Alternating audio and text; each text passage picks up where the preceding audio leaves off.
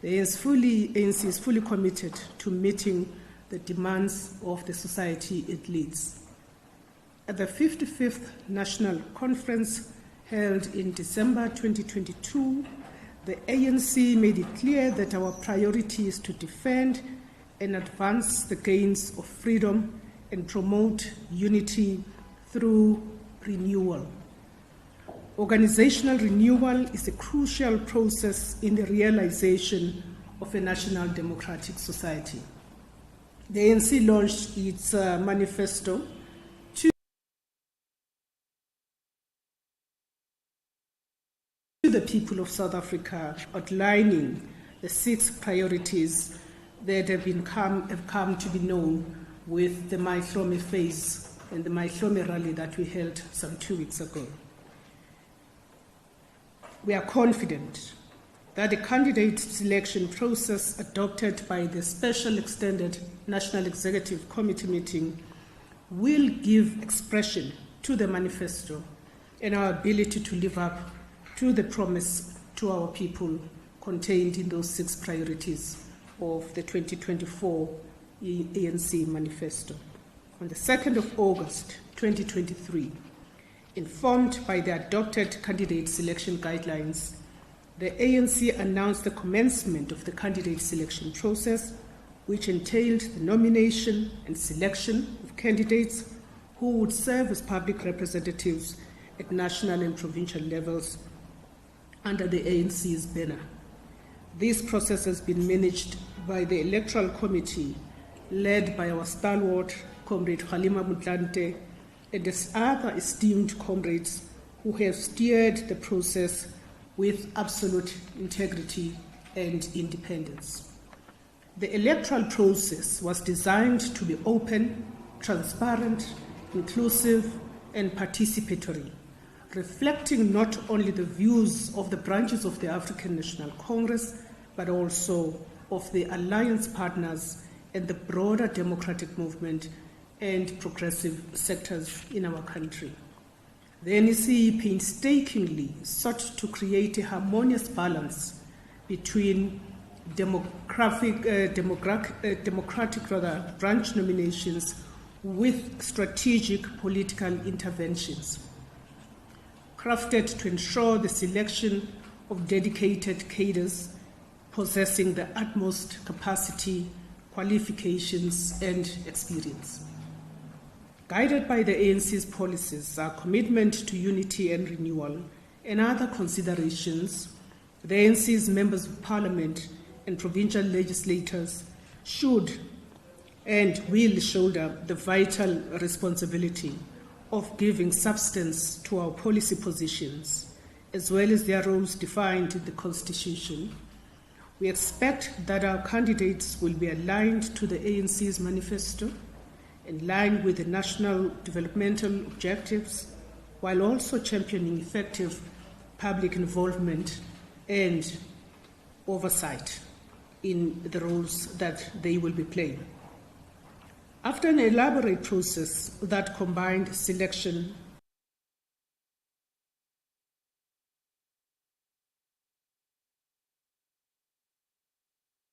and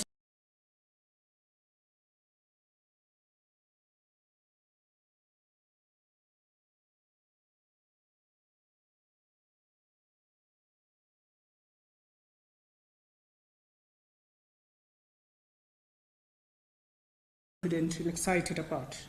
It is our conviction that this process demonstrates the ANC's position as the only political party capable and intentional about both descriptive and substantive representation of young people, of women, and other groups. Intentional about inclusion, about diversity in our outlook on governance and matters of leadership. The ANC's election committee has followed a thorough interview and vetting process for all candidates involved to ensure that the list reflects the deployment of individuals characterized by the right skill set, integrity, experience, and capabilities to serve the demands at provincial and national government. Our integrity safeguards are intended and premised on paying due deference to our nation's constitution and its legal framework. The ANC's constitution and guidelines are taken into account and other public interest considerations. The work of the Integrity Committee is not novel, nor is it a function of electioneering or this list process. It has become a permanent feature in the work of the ANC and its commitment to purge itself from ill discipline, from corruption, and from disunity. It is our expectation that the work of the Integrity Commission will be continuous and inform and strengthen the NEC's outlook even post the formulation of the 7th administration. We are fully committed to electing leaders within the framework provided through the eye of the needle. This framework helps us strengthen ethics of our members, particularly those deployed in the public service. Our core values of courage, service, self-sacrifice, human solidarity, integrity, temperance, humility, honesty, hard work, self-discipline, and mutual respect remain at the forefront of everything we must do in order to restore hope and in order to continue to end the mental leader of society. Let me turn to the criteria. The criteria for candidates to qualify for nominations comprised of a comprehensive set of requirements, ensuring that suitability and commitment to the ANC's values and goals is safeguarded. To qualify, candidates preferably possessed post-matric qualifications or demonstrated capacity, experience, education, or expertise conducive to making constructive contributions within the relevant legislature or executive. Moreover, candidates were mandated to complete 4 OR Tambo Leadership School online modules covering crucial topics such as the history of the ANC, building, organizing, understanding government, as well as understanding economy and sustainable development. Additionally, candidates should maintain ANC membership in good standing, exhibiting a proven track record of commitment and involvement. So it wasn't just about membership only, and involvement not only in the ANC, but in the democratic movement or government. In addition to rigorous interviews that were held, all candidates underwent vetting to ensure that they represent the ethical values expected from ANC public representatives. All candidates agreed to subject themselves to lifestyle audits, and all candidates should not have been charged in a court of law, have no adverse findings against them from the ANC disciplinary process, nor by the ANC Integrity Commission. The representation of women, youth living with disabilities, members of the LGBTQIA+ community, individuals, these have been paramount in the process of candidate selection, is also an indicative of the ANC's commitment to a list that reflects what South Africa truly is. The Electoral Committee received 2,457 candidates nominated for National Parliament. 31 comrades declined nomination. Amongst those are comrades who have served the movement admirably for decades and to whom we owe a sincere debt of gratitude for their contribution to shaping the first 30 years of South African democracy. 284 candidates were interviewed by the Electoral Committee. On the final list submitted, 52.5% are women. We have increased youth representation and inclusion to 17%. The list has ensured the deliberate inclusion of a diversity of sectors, including persons with disability, traditional leaders, alliance partners, and, as I indicated earlier, other groups that address the challenge of intersectionality in our society. The ANC is pleased to announce a successful conclusion of its public representative candidate selection process, which enables us to make a timely and compliant submission as required by the IEC. The ANC's list will be released to the public in due course. We echo the words of President Ramaphosa when he launched our 2024 elections manifesto at Moses Mabhida Stadium in eThekwini 2 weeks ago. I quote, "The challenges of our struggle for a better life for all are difficult and diverse. Transformation requires honest and dedicated leaders. We are working hard to restore trust and confidence in us as the leader of fundamental socio-economic transformation in our society." At our last two national conferences, the ANC vowed to address society's challenges and to serve the people with discipline and integrity. The ANC is committed to developing and, where necessary, correcting its members and leaders. That is part of renewal. Close quote. Our candidates for public representatives, led by the face of the elections campaign of the ANC, President Ramaphosa, have a huge responsibility to ensure that as we celebrate 30 years of freedom and move towards the next phase of our journey to build a better life for all, we do so together with the people and that we act decisively. And therefore we call on all South Africans to join us when we say, let us do more together with more determination than ever before. Thank you very much. At this point, I'm going to take it to you, members of the media, and see if there are any comments to be made. I do also want to say up front that a much more detailed analysis of our list, blow by blow, is going to be given on Monday when the chair of the Electoral Committee, President Kgalema Motlanthe, comes through together with the Secretary General. Once the list is submitted to the IEC and has been published by the IEC, we will then bring these leaders to come and give you a much more detailed analysis of what is contained in the list and give you a sense of how we are aiming basically to strengthen the public service by strengthening institutions of parliament. But at this stage, I am looking for any hands. Ms. 24.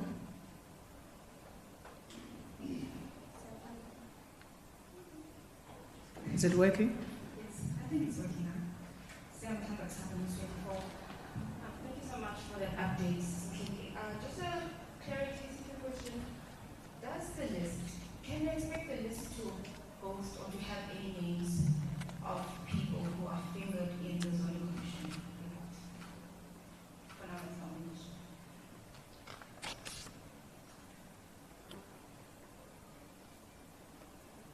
Okay, please go ahead, Mr. Newsroom. Junior Commander with Newsroom Africa. Firstly, Mashini, has the ANC submitted the list? Because there's been a lot of questions whether it has submitted, it has not. The Secretary General was expected to go to the IEC physically and submit that list, but it seems like now he is resorting to submitting it online. Secondly, in 2019, the ANC was one of the last parties to also submit its list. The party has been talking about renewal and good governance, but if it seems like the party itself internally is failing to do something as basic as submitting a list earlier than most of the parties that have never been in government, how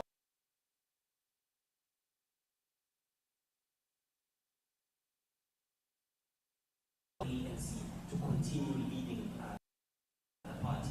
In terms of the lifestyle audits, are they also going to be made available to the general public? And has everyone in the ANC, including the top 7 of the ANC, been subjected to the lifestyle audits? Thank you.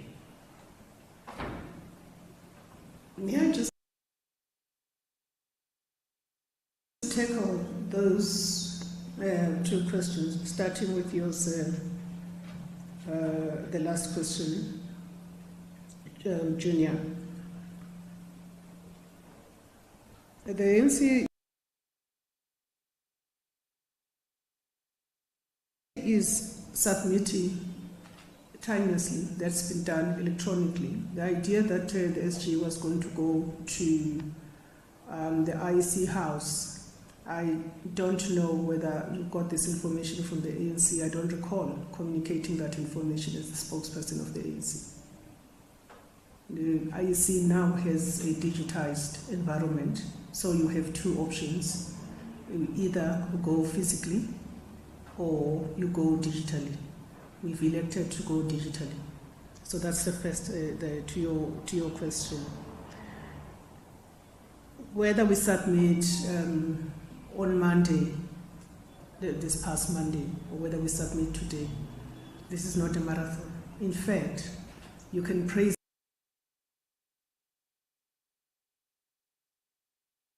the ANC for having rigorous and consultative processes, other than lists that are drawn up in a boardroom elsewhere. Our processes are rigorous, and our processes equally comply with the IEC. But I don't think that there's a marathon between us and other parties. We follow our process.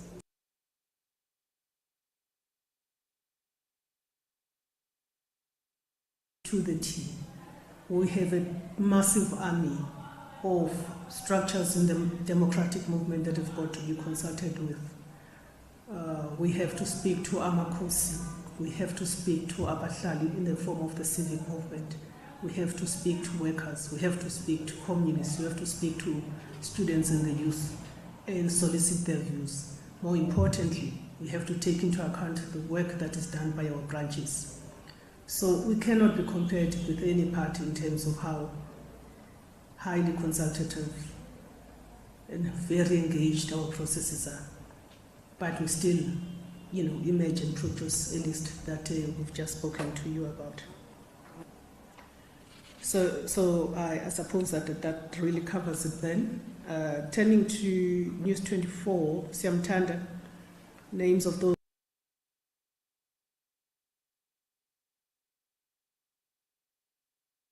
fingered in the Zondo Commission. So there's the State Capture Commission that fingers people. Then the processes of the ANC kick in. And what are those processes? Processes of the ANC in the form of the Integrity Commission. So anyone that was fingered was subjected to those processes. The Integrity Commission. There are cases where some of those that were found by the Integrity Commission to have a case to answer. Doesn't mean that just because you were fingered in the Zondo Commission, you automatically didn't need to pass the muster in terms of the internal processes of the ANC. But where the Integrity Commission comes to a conclusion, they say you have a case to answer, then you get called into the Integrity Commission. In fact, comrades were asked to voluntarily do so. Where the Integrity Commission finds that there's something untoward about your conduct, they will then make representations. The NEC took a decision that anyone that was implicated in the Zondo Commission must subject themselves to the Integrity Commission. Those that did not do so, the NEC took a decision that they must be taken to a disciplinary process. So those are the processes of the ANC that will give you a sense of how the state capture report was given the necessary significance and was prioritized. Quite apart from sometimes of a public narrative that suggests that the state capture recommendations in respect of some of our members that were implicated has been treated with a very lackluster response. So in terms of names of those fingered, if the Integrity Commission and the NTC cleared those comrades, you will find them in our list. They would have gone through a vetting process which is run by a hugely independent electoral committee. They would have been vetted in terms of a number of elements in terms of the vetting. But a whole of that detail, you will be having the list by then, by Monday. You probably will be able to ventilate specific individuals when the SG and President Motlanthe appears here. I'm just giving you really a sneak peek into what we're focusing on. I want to turn to the right. I'll start there. Thank you very much. My name is Mawande. I'm from the Sunday World. Especially maybe just to pick up on a few issues that you mentioned. First, the issue of vetting. How far does it go with this vetting? To vet for criminal purposes or even other socially wrong behavior that is not necessarily with law enforcement? That's the question. Okay. And then number two, the issue of lifestyle audits. Do you do them to the extent that you can stand here and confidently say that all those that have made it to the final list are living within their means according to their own sources of income, and that there will be anything also that can blow up about people living beyond their means having been audited in terms of their lifestyle? And then thirdly, well, maybe around the issue of the people who are implicated in the Integrity Commission, how does the ANC stay in its views in that we find only these people, such as those that are accused of having stolen qualifications, and then maybe finally, as a writer to that, the issue of renewal, is it in its content and form, what is renewal? Because it does appear confusing, especially during processes like this, where things that were said to be done in advancement of the renewal process seem to be taking place. Is it just a slogan or is it clear? Thank you very much. Go ahead, Lou.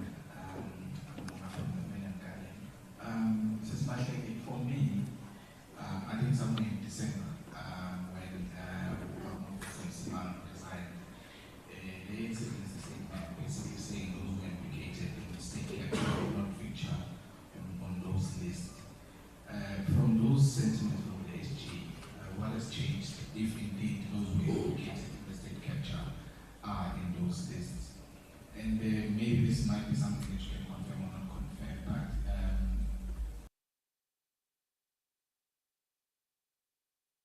are people like Mansangile Kumende on the list, Ms. Batumile Dlamini, Dr. Zulin Keys, are they part of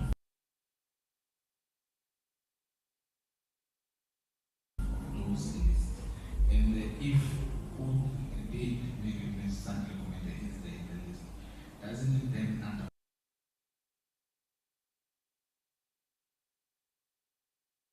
undermine the issue of step aside and all those, and how do you plan to deal with that, or the issue of the step aside is just something that is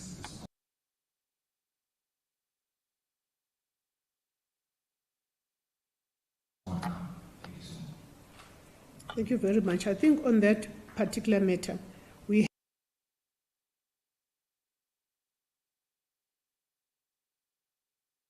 had about 4 comrades that were flagged by the Special National Executive Committee. These will be spoken about.